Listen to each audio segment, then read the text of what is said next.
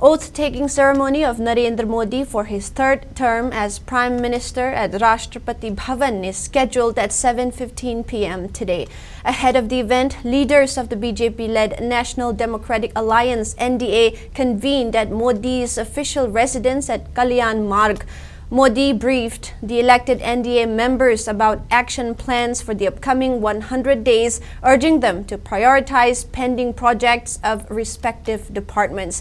He emphasized that the 5-year roadmap is prepared, urging all to work towards making India a developed nation by 2047.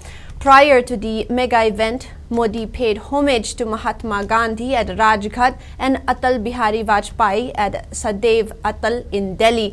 The ceremony is set to witness the presence of President Draupadi Murmu along with several international dignitaries including Maldivian President Mohamed Muizu, Sri Lankan President Ranil Wickremesinghe and Bangladesh Prime Minister Sheikh Hasina, among others. Mauritius Prime Minister Pravind Kumar Jugnauth has also arrived in India for the occasion.